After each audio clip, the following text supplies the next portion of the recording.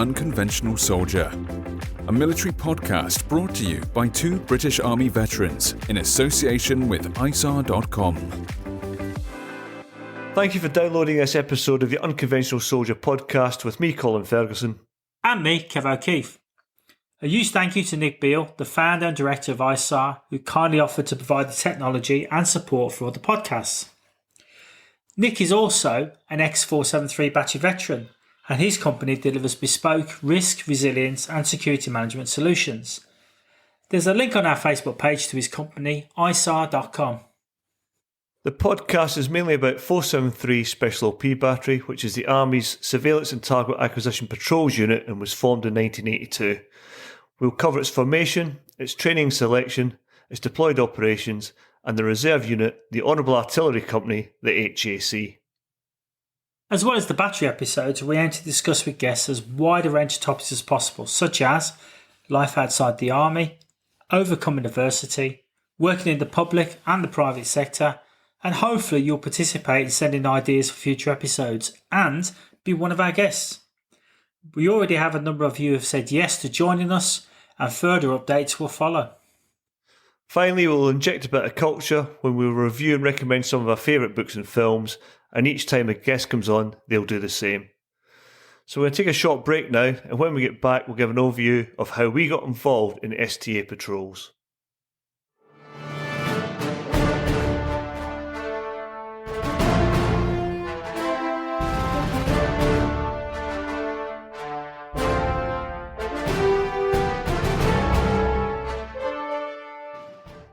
Welcome back to the Unconventional Soldier podcast. This is the bit where you get to find out about me and Kev a little bit. So I joined the Army in June 1985. I was 20 years old and I went to Woolwich. I did my basic signals course there, and on completion of training you had 3 posting preferences, and I asked for gun regiments, and of course they sent me to Dortmund in West Germany to an air defence regiment. And I was working on the regimental command post. After about 18 months I was getting quite bored. There was not a lot of travel, and it just wasn't really enjoying it. So I went to the battery office to see about a posting, and the BSM overheard me and took me into his office and said, have you considered the special OPs? Back then there was not a lot of information out there about special OPs, so the BSM gave me a good breakdown. Basically 7 to 10 days initial selection, and then a 16-week course after that. Was the course then ran in Dortmund at that time still? Yeah, it was. Well, it was running 5 regiment just up the road from 12 regiment, so I didn't have far to go. So I mean, you're probably looking at me then, because I couldn't find nothing, because I was serving in the UK at the time, and so commander course and para course and all that sort of stuff. There's tons of information, but for the special OP sort of side or the special observer course, absolutely nothing. There was just the one pager that you find for volunteering for stuff, but nobody had any idea. No one I'd known had applied or attempted to go for it. So how did you hear about it?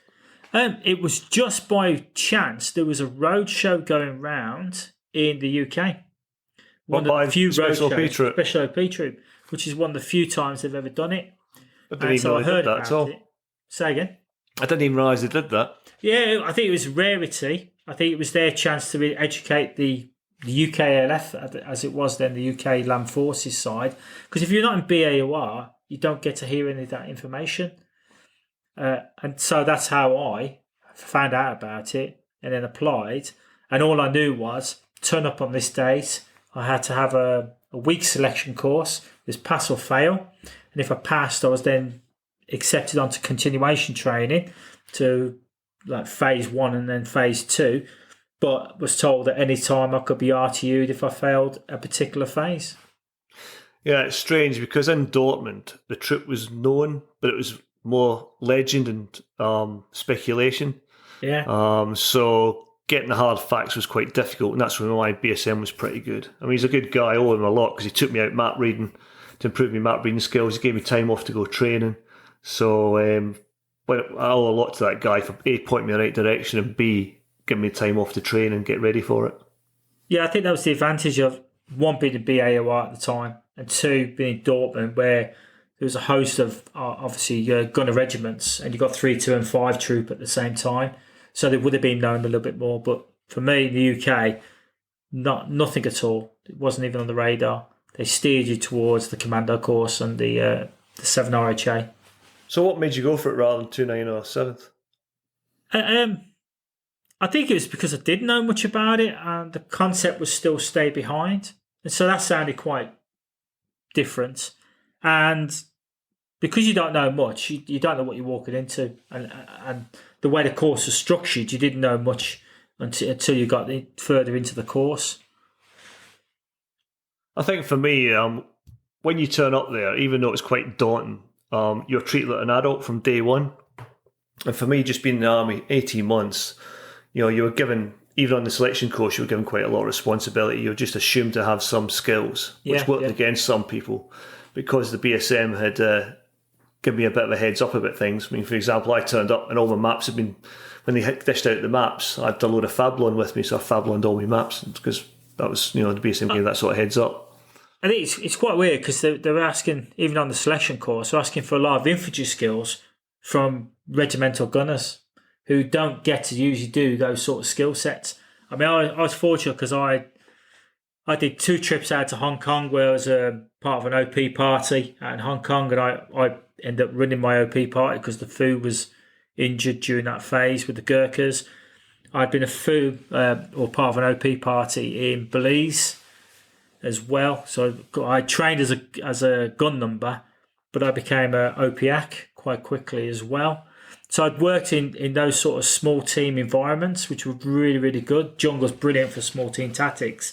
And regardless of cap badge, you have to be more than a basic infantier to survive in the jungle. So in a lot of respects then, you must have had quite a bit, would you say you had a bit of an advantage over others? Because you'd been in the jungle, you'd been to Hong Kong, you'd been on OP parties. Did you find that gave you a good grounding when you went on the main selection course? I think it helped a little bit because you understood small team tactics better.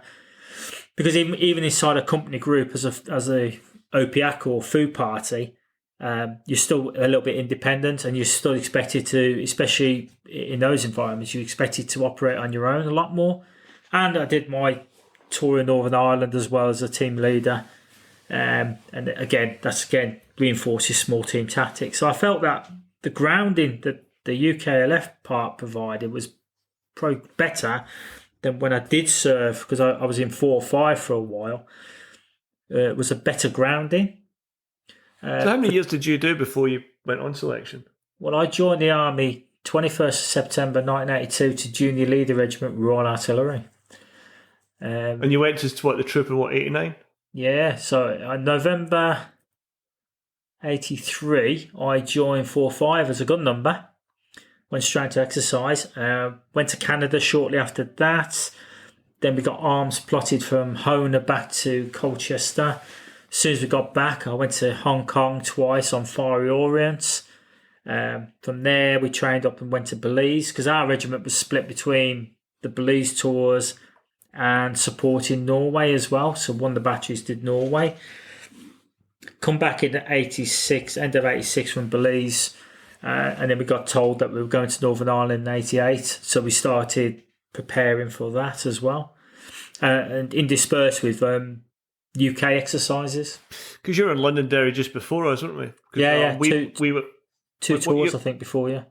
Yeah, because we went, and actually that's going to be a future podcast with JD Hogg, who's out there injured and contact, and we'll have him on as a guest in the future. Well, there was no gunners when I got over to Northern Ireland. We were based in Armagh, and that's when they decided they were switching the company group from Armagh and supporting the UDR. We then got switched over to Londonderry, which became the gunners then after us. The next gunner unit did exactly the same, and then you did the same as well. So we reinforced the companies out there. So each of us was broken down to a platoon, and one platoon would be attached to the infantry company as they rulemented through the city.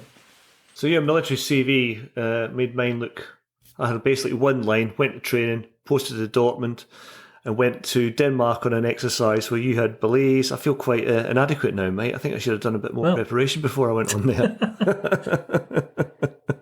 Yeah, I mean, but Belize was definitely the bit, because you got to learn small team tactics. Even the gun numbers had to learn small team tactics because they'd use them. They'd fly a gun on its own to the middle of nowhere to support a company group.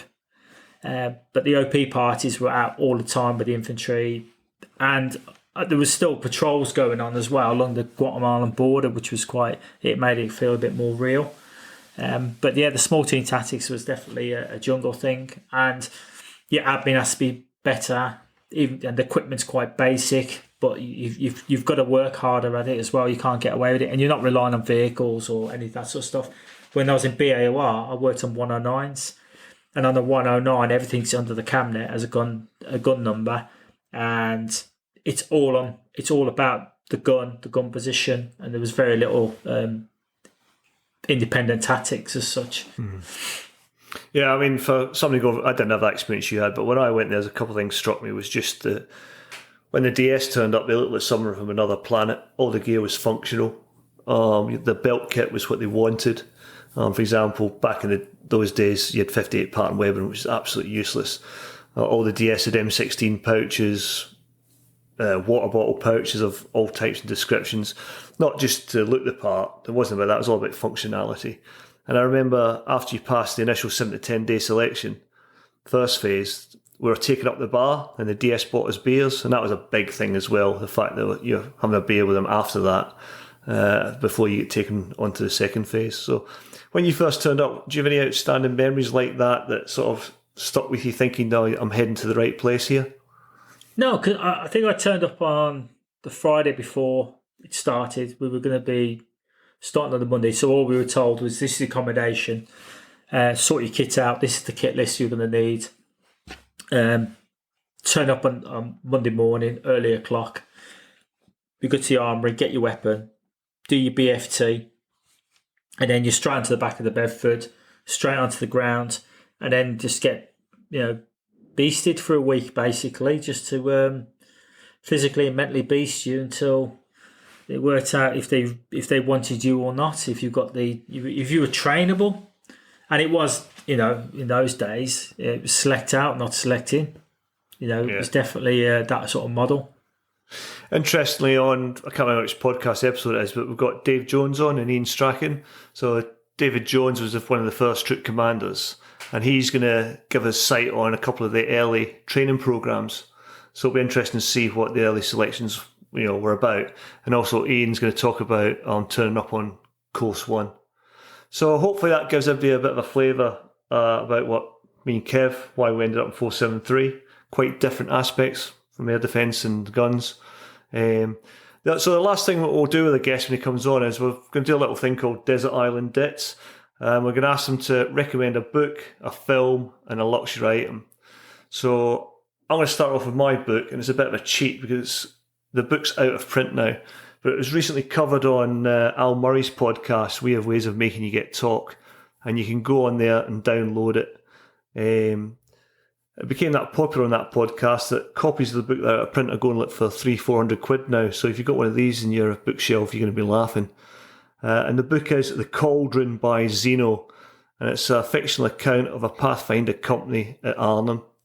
It's absolutely a really good read, and the author's got a real checkered past as well, because after the war, when he got out, he was convicted of murdering a lover of his wife or girlfriend, I can't remember which. In the end, he got him banged up in Wormwood Scrubs for 15 years.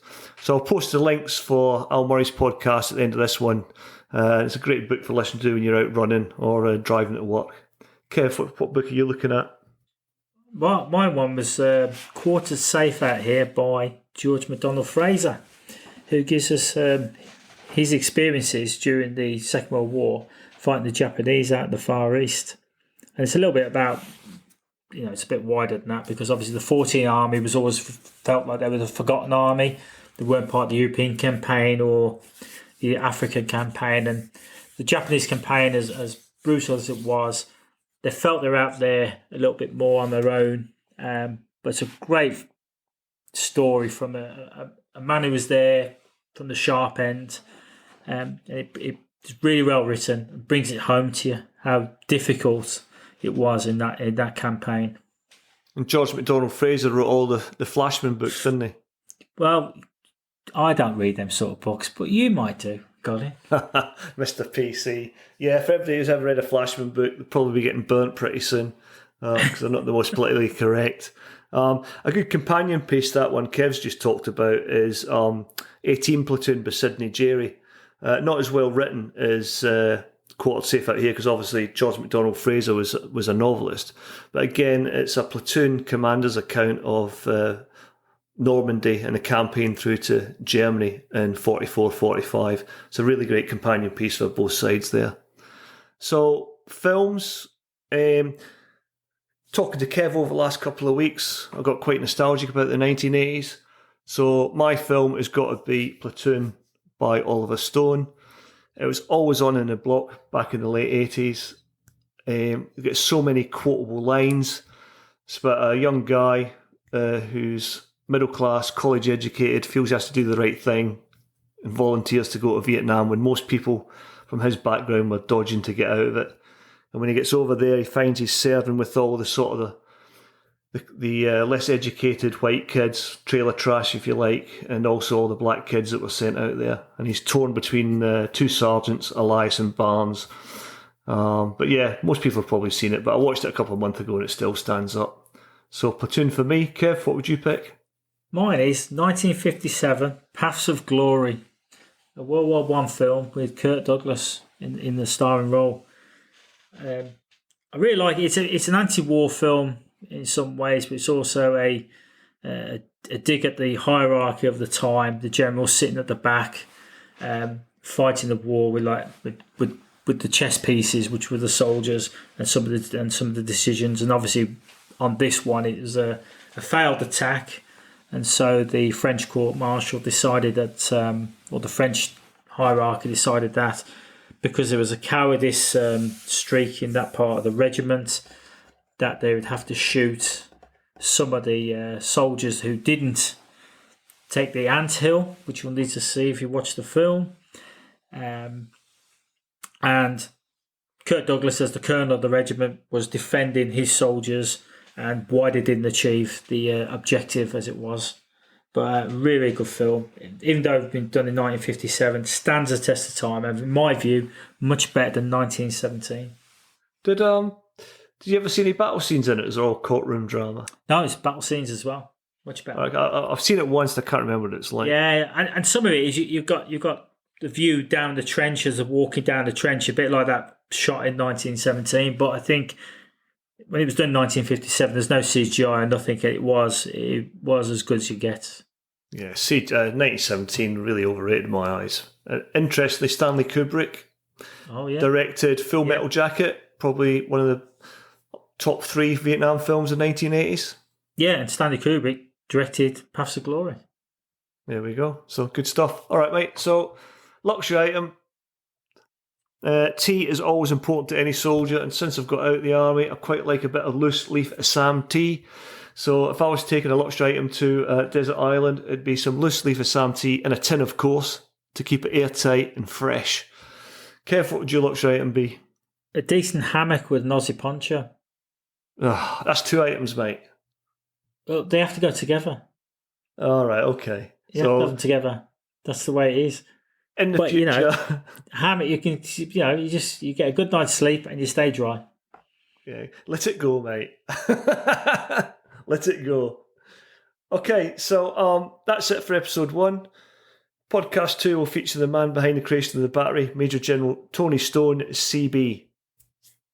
Don't forget to follow us on Instagram or Facebook, and links will be published in the show notes. Kev, do you want to say anything before we finish up? No, just any ideas about episodes, what you'd like to hear from guest speakers. If you've got ideas for guest speakers, please let us know and we'll try and arrange it.